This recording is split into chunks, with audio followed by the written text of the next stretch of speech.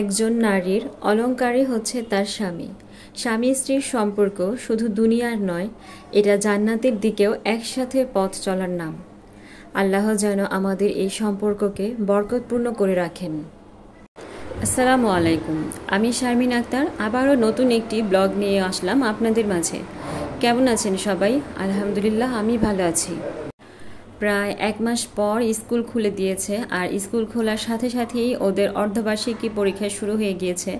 City পরীক্ষাটা আগেই নিয়ে নিয়েছিল, তো এখন আবার জানতে পারলাম যে সিটি পরীক্ষার সাথে অর্ধবার্ষিক যে পরীক্ষাটা হবে ওইটা নাকি অ্যাড করবে না। যাক, ভালো হয়েছে, কেননা ফাতিহা যেই 2টা সাবজেক্টে কম নাম্বার পেয়েছে ওইটা অ্যাড হবে না, 100 মার্কের পরীক্ষাই শুরু হবে।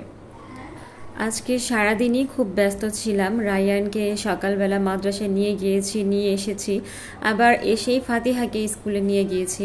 ওর বাবার সকালে অফিস ছিল, তো দেখা গেল যেদিন ব্যস্ত থাকি সারাদিনই ব্যস্ত থাকি, আবার বাসায় এসে কাজ তো আছেই, কাজ তো আর মাফ করবে না আমাদেরকে।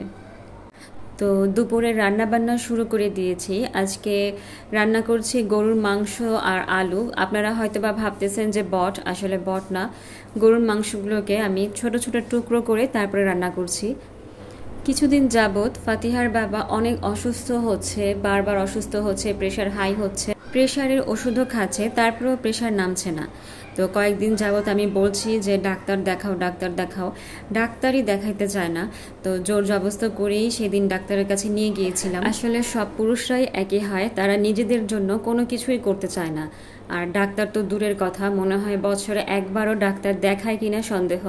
তো ওর বাবাকে একটু জোর করেই নেওয়া হয়েছে হসপিটালে, ভালোই অসুস্থ ছিল। এই পর্যন্ত যারা আমার ভিডিও দেখছেন, ভিডিওর কোনো অংশ ভালো লেগে থাকলে প্লিজ একটি লাইক দিয়ে দিবেন এবং চ্যানেলটি সাবস্ক্রাইব করে আমার পাশে থাকবেন। আর অলরেডি যারা কাজটি করে দিয়েছেন তাদেরকে অসংখ্য ধন্যবাদ। ভিডিওর শুরুতে আমি বলেছিলাম একজন নারীর অলংকারই হচ্ছে তার স্বামী, কেননা যার স্বামী নেই সেই বুঝে তাকে দুনিয়াতে কি পরিমাণ যুদ্ধ করে টিকে থাকতে হচ্ছে। আমি বা আমার ছেলে মেয়ে যদি অসুস্থ হই, তাহলে ফাতিহার বাবা একদম অস্থির হয়ে যায় কখন ডাক্তারের কাছে নিয়ে যাবে, আর আমাদেরকে সেবা যত্ন করে আলহামদুলিল্লাহ সুস্থ করে ফেলে। তো এই লোকটার অসুখ হয়েছে আর আমরা ঘরে বসে বসে দেখব, তা তো হয় না। মানে এক প্রকারের জোর করেই নিয়ে গিয়েছি হসপিটালে। তো ডক্টর অনেকগুলো টেস্ট দিয়েছে, আমরা অবশ্য টেস্টগুলো করে ফেলেছি। এটা যেহেতু কিছুদিন আগের ভিডিও, তো এখন আমরা দেখাচ্ছি। টেস্টগুলো করা হয়ে গিয়েছে, ওর কয়েকটি রোগ ধরা পড়েছে, তার মধ্যে প্রেশার তো আছেই, প্রেশারের ওষুধ দিয়ে দিয়েছে, আর কোলেস্টেরল একটু বেশি ধরা পড়েছে। আর ডক্টর ওকে বলে দিয়েছে যে প্রেশারের ওষুধের কথা, যে ভাত খাওয়া বন্ধ করতে পারবেন কিন্তু প্রেশার ওষুধ মিস করা যাবে না। ওর একটা অভ্যাস খারাপ, ও সবসময়ই প্রেশার ওষুধ গ্যাপ দিয়ে দিয়ে খায়। যখন দেখে যে প্রেশারটা কম তখন কিন্তু প্রেশার ওষুধ খায় না। তো ডক্টর আমাকেই দায়িত্ব দিয়ে দিয়েছে যে ওনার যদি মনে নাও থাকে আপনি মনে করিয়ে দিবেন যাতে প্রেশার ওষুধটা খায়।